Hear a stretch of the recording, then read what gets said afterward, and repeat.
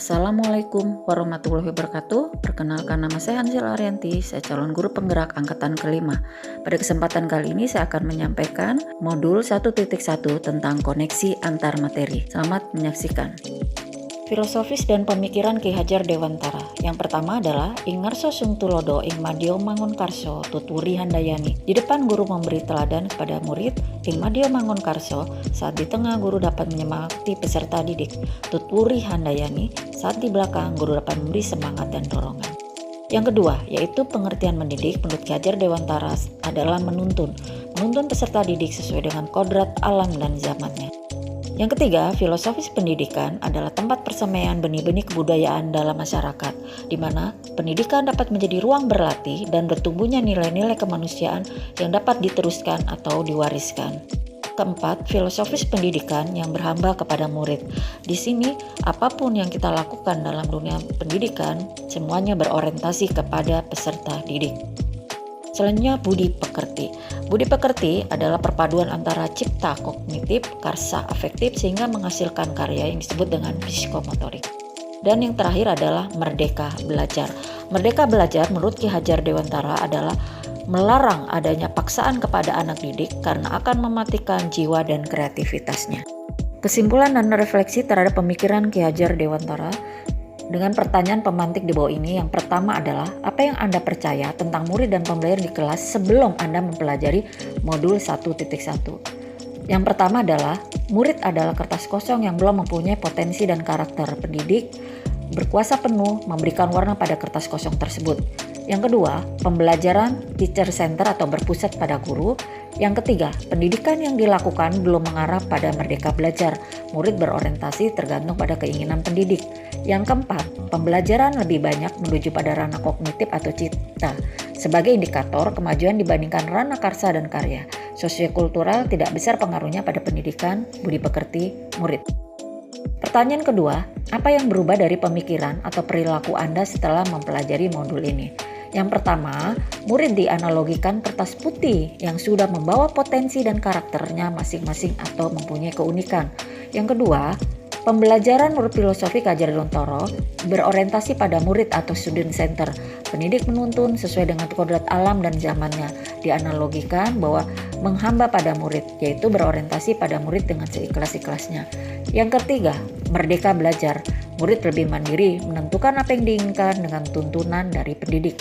Yang keempat, pembelajaran memadukan budi, cipta, karsa, dan karya, serta pekerti yang disebut dengan tenaga dengan seimbang. Pertanyaan ketiga, apa yang segera saya lakukan atau terapkan lebih baik agar kelas saya mencerminkan pemikiran Ki Hajar Dewantara? Yang pertama adalah 1. Menuntun sesuai dengan kodrat alam dan zamannya pada peserta didik, melihat karakter dan potensi yang dimilikinya, serta saya akan mengubah strategi dan pola pembelajaran, lebih menuntun siswa sesuai dengan bakat dan minatnya. Contohnya pada pembelajaran, anak bisa memilih tema pembelajaran atau pemilihan ekskur yang disukai sesuai dengan karakter dan potensinya.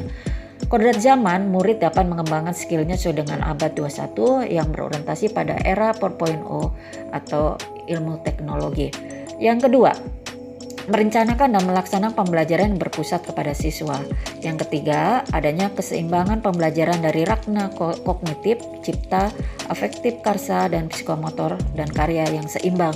Contohnya untuk afektif bisa menumbuhkan budaya positif dengan berorientasi kultur budaya lokal Betawi seperti rempuk, ngoret, nyorok, dan lain-lain. Membudayakan senyum, salam, dan sapa. Dan yang terakhir adalah saya akan menerapkan kurikulum merdeka belajar. Yang pertama, memberikan pembelajaran yang menyenangkan pada peserta didik. Yang kedua, memberikan kebebasan pada murid untuk menentukan pembelajaran yang menyenangkan di kelas dengan tuntunan pendidik. Dan yang ketiga, memberikan ruang pada peserta didik untuk mengembangkan potensi dan minatnya.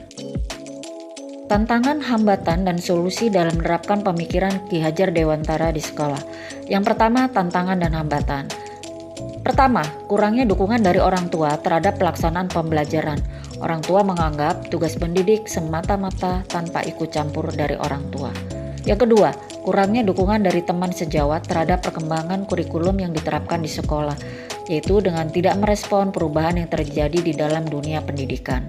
Ketiga, kurangnya sarana dan prasarana yang mendukung untuk pengembangan minat dan bakat siswa. Keempat, perubahan kurikulum dalam dunia pendidikan yang belum didukung penyampaian informasi secara menyeluruh dan mengenal. Dan yang terakhir adalah skill dan kemampuan guru yang terbatas. Solusi terhadap permasalahan-permasalahan di atas adalah yang pertama, perlu ada sosialisasi kepada orang tua murid tentang proses pembelajaran di sekolah dengan melibatkan mereka dalam kegiatan-kegiatan seperti webinar, rapat koordinasi peserta didik baru, penyampaian program-program sekolah.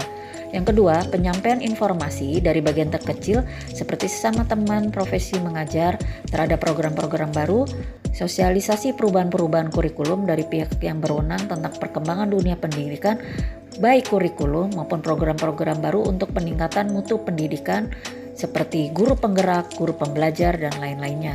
Yang ketiga, meningkatkan sarana dan prasarana sekolah mulai dana yang diberikan pemerintah maupun bantuan atau donatur dari pihak-pihak yang mendukung pendidikan seperti BOS, BOP, program sekolah PK, dunia industri. Yang keempat, sosialisasi kurikulum baru melalui sekolah atau beberapa lembaga yang memberikan pelatihan berupa webinar, workshop, dan lain-lain.